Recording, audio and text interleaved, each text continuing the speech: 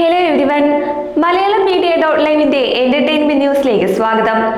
തമിഴകത്തിന്റെ lady super star ആരാണെന്ന് ചോദിച്ചാൽ ഇന്ന് അതിന് ഒരു ഉത്തരമേ ഉള്ളൂ. അതെ, one and only Nayanthara. Lady super star നയൻതാരയ്ക്ക് ഇന്ന് 40ാം പിറന്നാളാണ്. ഒരിറക്കമുണ്ടെങ്കിൽ ഒരു കയറ്റവും ഉണ്ടാകുമെന്ന് പറയാറില്ലേ, അത് തന്നെയാണ് നയൻതാരയുടെ സിനിമാ ജീവിതവും.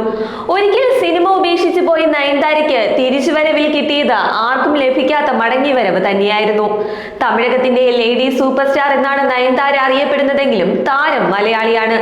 1984 നവംബർ 18-ന് പത്തനംതിട്ട ജില്ലയിലെ തിരുവല്ലയിലാണ് നയൻതാരയുടെ ജനനം.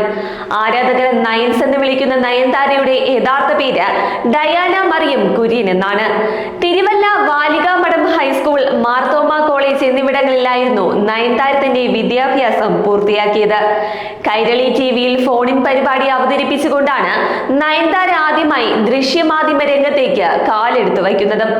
അതേസമയം 20 വർഷങ്ങൾക്ക് മുൻപ് ഒരു ക്രിസ്തുമസ് ദിനത്തിൽ സത്യൻ അന്തിക്കാട് സമ്മാനിച്ച നടിയായിരുന്നു നയൻതാര. സത്യൻ അന്തിക്കാട് സംവിധാനം ചെയ്ത മനസ്സിനക്കരെ എന്ന ചിത്രത്തിലാണ് നയൻതാര ആദ്യമായി നായികയായി എത്തുന്നത്. ജയറാം നായകനായ ചിത്രത്തിലെ നായികയെ മലയാളികൾ അന്നേ നോട്ടമിട്ടു.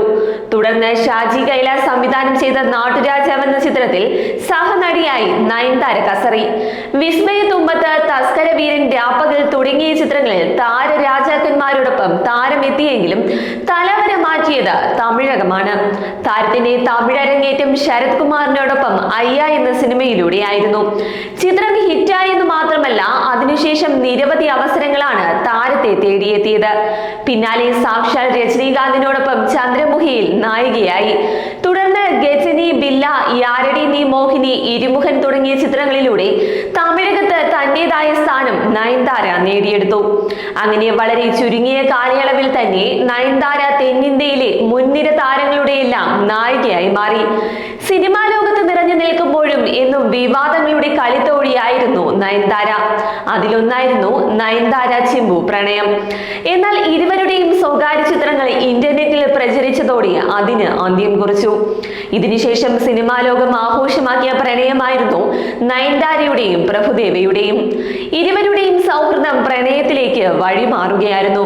ഒടുവിൽ ഇനി ഒന്നിച്ച് ജീവിക്കാമെന്ന തീരുമാനത്തിൽ താരങ്ങൾ എത്തിയെങ്കിലും പ്രഭുദേവിയുടെ ഭാര്യ രംഗത്തെത്തിയതോടെ ആ ബന്ധവും തകർന്നു.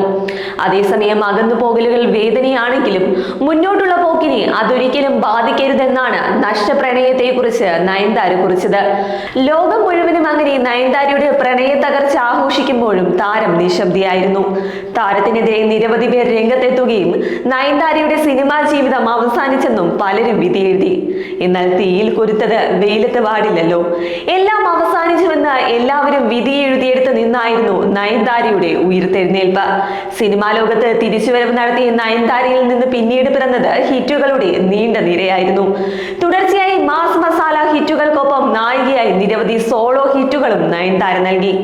രാമരാജ്യത്തിലെ സീതയായി ആന്ധ്ര സർക്കാരിന്റെ മികച്ച നടിക്കുള്ള സംസ്ഥാന അവാർഡും നയൻതാര സ്വന്തമാക്കി.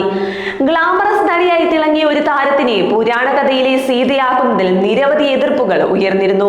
എന്നാൽ തന്റെ അഭിനയം കൊണ്ട് നയൻതാര ഈ വിവാദങ്ങളുടെയും മുനോടിച്ചു. തുടർന്ന് മായ, രാജാറാണി, ഇരുമുഖൻ, ഡോറ, ഇമൈക്കെ നൊടികൾ, ഐറ, ഞാനും റൗഡിതാൻ, ആരംഭം, തനിയൊരുവൻ, ബോസെങ്കിര ഭാസ്കരൻ, പുതിയ നിയമം, വേലക്കാരൻ, കോകിലമാവ് കോകില, ബിഗിൽ, വിശ്വാസം, കൊലയുതിർ കാലം, ലവ് ആക്ഷൻ ഡ്രാമ, നിഴൽ, മൂക്കുത്തി അമ്മൻ, നെറ്റ്രിക്കൺ തുടങ്ങി ഒറ്റയ്ക്കും മറ്റു സൂപ്പർ താരങ്ങൾക്കൊപ്പവും ഹിറ്റുകൾ പിറന്നു. അങ്ങനെ എതിരാളികളില്ലാതെ തമിഴകത്തിന്റെ വൺ ആൻഡ് ഓൺലി സൂപ്പർ സ്റ്റാറായി നയൻതാര മാറുകയായിരുന്നു. പുരുഷ കേന്ദ്രീകൃതമായ സിനിമയിൽ നയൻതാര തന്റേതായ സ്ഥാനം കണ്ടെത്തി. തമിഴിൽ നയൻതാരയ്ക്ക് വേണ്ടി മാത്രം സ്ത്രീ കേന്ദ്രീകൃത സിനിമകൾ പിറന്നു. ഇന്ന് പല മുൻനിര നായകന്മാരെക്കാളും പ്രതിഫലവും ഫാൻസ് പിന്തുണയും നയൻതാരയ്ക്കുണ്ട്. ഒടുവിൽ പ്രണയ ഗോസിപ്പുകൾക്കും വിവാദങ്ങൾക്കും വിട നൽകി 2022-ൽ സംവിധായകൻ വിഘ്നേഷ് ശിവനുമായി താരത്തിന്റെ വിവാഹവും നടന്നു. നീണ്ട 7 വർഷത്തെ പ്രണയത്തിനു ശേഷമായിരുന്നു ഇരുവരുടെയും വിവാഹം. തുടർന്ന് താരം വാടക ഗർഭധാരണത്തിലൂടെ ഉലകിനെയും ഉയിരിനെയും സ്വന്തമാക്കിയതോടെ സമൂഹത്തിന് മറ്റൊരു മാതൃക കൂടിയായി നയൻതാര മാറി. സിനിമയിൽ മാത്രമല്ല, ബിസിനസ്സിലും താരം വമ്പൻ ചുവടുവയ്പ്പാണ് നടത്തിയിട്ടുള്ളത്. കഴിഞ്ഞ വർഷം ബിസിനസ് ടുഡേ മാഗസിൻ ബിസിനസ് ലോകത്തെ ശക്തരായ വനിതകളിൽ ഒരാളായി നയൻതാരയെ തിരഞ്ഞെടുത്തിരുന്നു. 2021-ൽ റൗഡി പിക്ചേഴ്സ് എന്ന നിർമ്മാണ നിർമ്മാണ കമ്പനിയിലൂടെ കൂഴങ്കൽ എന്ന സിനിമ നയൻതാര നിർമ്മിച്ചു. തുടർന്ന് പ്രമുഖ ഡെർമറ്റോളജിസ്റ്റ് ഡോക്ടർ റെനീത രാജിനോടൊപ്പം ചേർന്ന് the lip balm company Nayanthara ആരംഭിച്ചു. കൂടാതെ ഡെയ്സി മോർഗൻ എന്ന സംരംഭകയോടൊപ്പം ചേർന്ന് സ്കിൻ കെയർ ബ്രാൻഡ് നയൻതാര ആരംഭിച്ചു. നയൻ എന്ന പേര് കൂടി കൂടിച്ചേർത്ത് നയൻ സ്കിൻ എന്ന പേരിലാണ് premium quality skin care product brand ആരംഭിച്ചത്. Booster oil, anti ageing serum, glow serum, night cream, day cream എന്നിവയാണ് നയൻ സ്കിൻ ഇതുവരെ പുറത്തിറക്കിയ ഉൽപ്പന്നങ്ങൾ.